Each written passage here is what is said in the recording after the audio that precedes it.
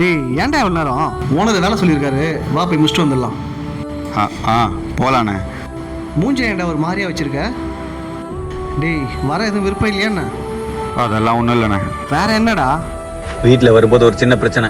நான் வீட்டுக்கு எல்லாத்தையும் பார்த்து பண்றேனே. என் மாச சம்பளத்தையும் நான் உங்களுக்கு தான் செலவு பண்றேன். அது போக எக்ஸ்ட்ரா வேலை செய்து நான் உங்களுக்கு தான் செலவு பண்றேன். அப்படி நான் எல்லாத்தையும் பண்ணியே நான் எதுவுமே பண்ணல என் மேல குறை சொல்லிக்கிட்டே இருக்காங்கண்ணே. மனுஷனுக்கு கடுப்பாமா இல்லையா? அதான் வரும்போது பிடிச்சி கத்தி விட்டு வந்துட்டேனே. விட்ரா, நம்ம குடும்பத்துக்கு நம்ம எவ்வளோதான் பார்த்து பண்ணாலும் சில பெற்றவங்க பிள்ளைங்களை புரிஞ்சுக்கவே மாட்டாங்கடா. நம்ம சக்திக்கு மீறியே பண்ணியிருந்தாலும் நம்மளை ஒன்றுமே பண்ணலன்னு தான் சொல்லுவாங்க. சரி வா போகலாம்.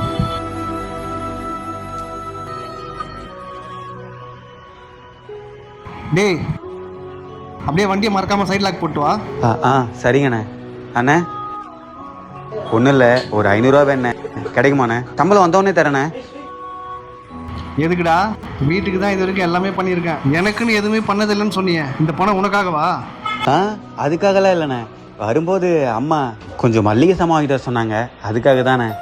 ஏய் காலைல தான் அவங்க வீட்டில் யாரும் உன்னை புரிஞ்சிக்கலான்னு டென்ஷனாக இருந்தேன். இப்போ மறுபடியும் வீட்டுக்கு பண்ணணும்னு சொல்லி காசு கேட்குறேன். அவங்க திட்டுறாங்கன்றதுக்காக நம்ம குடும்பத்துக்கு நம்ம எதுவுமே பண்ணாமல் இருக்க முடியுமாண்ணே? என்னதான் இருந்தாலும் அது நம்ம குடும்பம் இல்லைண்ணே. நம்ம குடும்பத்துக்கு நம்ம தானே பண்ணி ஆகணும். அதானே, ஒரு 500 ரூபா மட்டும் கிடைக்குமாண்ணே?